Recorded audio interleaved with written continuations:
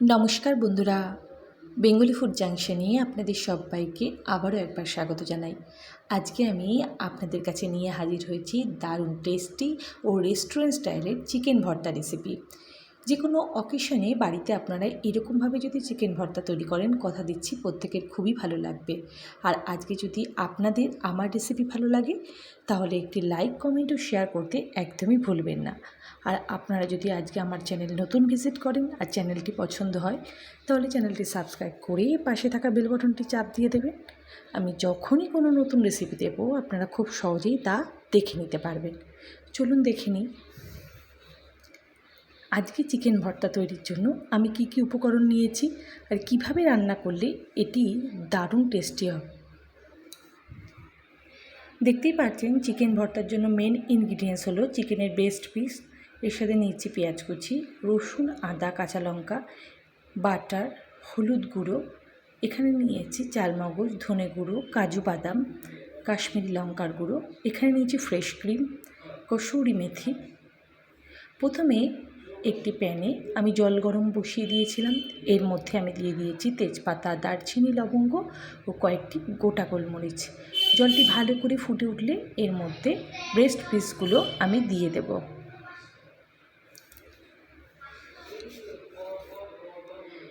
Breast পিসগুলো দেওয়ার সাথে সাথেই দেখতেই পারবেন আপনারা যে জল থেকে অনেকটা পরিমাণ ফেনা ফেনা হচ্ছে। আপনাদের কিন্তু অবশ্যই হাতার সাহায্যে বা কোনো চামচের সাহায্যেই ফেনাগুলো কিন্তু ভালো করে ফেলে দিতে হবে।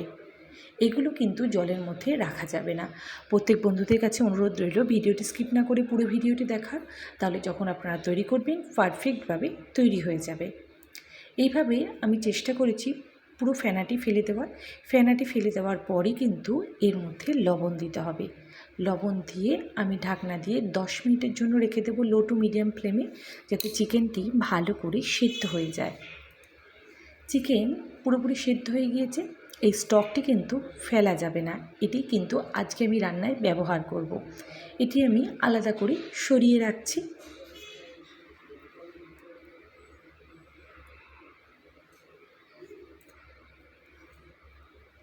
এরপর একটি কাঁটা চামচের সাহায্যে আমি চিকেন পিসগুলোকে ছাড়িয়ে নিচ্ছি। দেখতেই পাচ্ছেন আপনারা চাইলে হাতের সাহায্যেও ছাড়াতে পারেন। এইভাবে পুরো সলিড পিসগুলো কিন্তু ছাড়িয়ে নিতে হবে। যেহেতু গরম রয়েছে তাই ছাড়াতে একটু অসুবিধা হচ্ছিল, আপনারা ঠান্ডা করে পুরো চিকেনটি ঠিক এইভাবে ছাড়িয়ে নিয়ে নেবেন। এরপর ওই কড়াইতেই আমি রান্নার জন্য সাদা তেল ব্যবহার করছি। এখানে আমি 4 থেকে 5 টেবিল চামচ মতো সাদা তেল দিয়েছি। এরপর কুচি করে রাখা পেঁয়াজটি আমি এর মধ্যে দিয়ে দিলাম।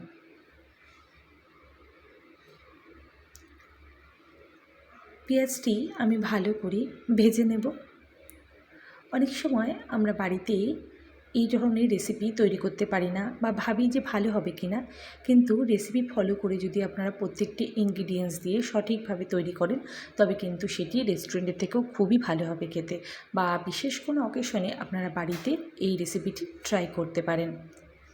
এই চিকেন ভর্তা তন্দুরি রুটি, নান, পরোটা বা রুমালি রুটির সাথে কিন্তু অসাধারণ খেতে হয়। পেঁয়াজটি যখন ভাজা ভাজা হয়ে গিয়েছে তখন এর মধ্যে আমি একে একে দিয়ে দিচ্ছি কাঁচা লঙ্কা বাটা, রসুন বাটা ও আদা বাটা। এখানে খেয়াল রাখতে হবে রসুনটা কিন্তু একটু বেশি পরিমাণে লাগবে, আদাটা কিন্তু তুলনামূলক একটু কম লাগবে। এরপর সব কিছু দিয়ে আমি ভালো করে মিশিয়ে নিচ্ছি।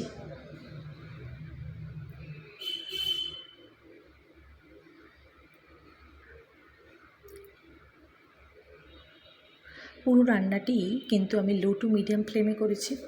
এরপর এখানে একে একে মশলা দিচ্ছি। প্রথমে লবণ গুঁড়ো দিয়েছি, তারপরে হলুদ গুঁড়ো এবং তারপরে দিয়ে কাশ্মীরি লঙ্কা গুঁড়ো। সব কিছু দিয়ে ভালো করে আরও একবার পেঁয়াজটিকে কষিয়ে নিচ্ছি।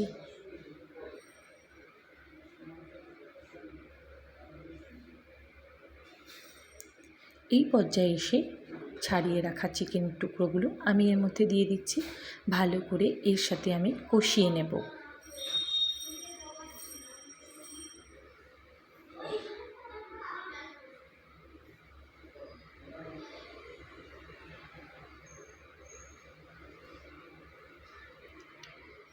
সব কিছু মেশানো হয়ে গেলে এরপর আমি এখানে অ্যাড করছি 1 থেকে 1.5 চামচ মতো ধনে গুঁড়ো, এরপর আরও 1/2 চামচ মতো কাশ্মীরি লঙ্কার গুঁড়ো, এরপর একে একে মশলাগুলো দিয়ে দিচ্ছি। এখানে আমি প্রথমেই দিয়েছি চালমগজ বাটা। চালমগজ বাটাটা আমি 1 থেকে 1.5 চামচ নিয়েছি, আর দিয়েছি কাজু বাদাম বাটা, সেটা আমি দিয়েছি 2 চামচ মতো। এই দুটো ইনগ্রিডিয়েন্টস কিন্তু দিতেই হবে। এমনিতে চিকেন ভর্তা রেসিপি খুবই লোভনীয় হলেও এটি কিন্তু খুবই রিচ হয় এবং খুবই খেতে ভালো হয়। এরপর যখন সব কিছু মেশানো হয়ে যাবে, আমি যে স্টকটি রেখে দিয়েছিলাম সেটির জল অল্প অল্প করে এর মধ্যে দিয়ে দিচ্ছি। পুরো রান্নাটাই কিন্তু আজকে আমি স্টক দিয়েই করেছি। সব কিছু দিয়ে আমি ভালো করে মিশিয়ে নিচ্ছি। এরপর ঢাকা দিয়ে মিনিট 5-7 রান্না করলাম। দেখতেই পাচ্ছেন খুব সুন্দরভাবে কালারটি বেরিয়ে এসেছে। এরপর আমি দিচ্ছি ফেস ক্রিম, সেটি কিন্তু মাস্ট। ফেস ক্রিম ছাড়া কিন্তু চিকেন ভর্তা পুরোপুরি ইনকমপ্লিট। অবশ্যই কিন্তু ফেস ক্রিম আপনাদের চিকেন ভর্তাতে দিতেই হবে। ফেস ক্রিম দেওয়ার পর আমি এরপর দিয়ে দিচ্ছি কসুরি মেথি, আর উপর থেকে দিয়ে দিচ্ছি 1 টেবিল চামচ মতো বাটার।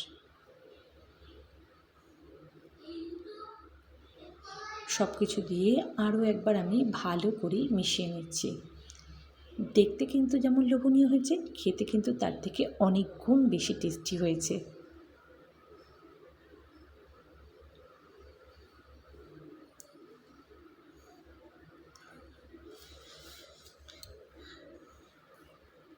এরপর আমি স্বাদ অনুযায়ী একটু চিনি দিয়ে দিয়েছিলাম।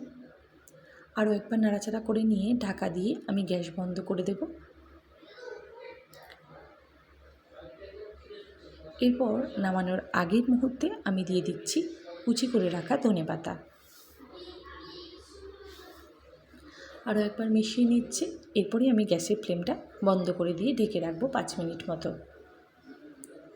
ব্যাস, আজকে আমাদের দারুণ টেস্টি চিকেন ভর্তা পুরোপুরি রেডি হয়ে গিয়েছে।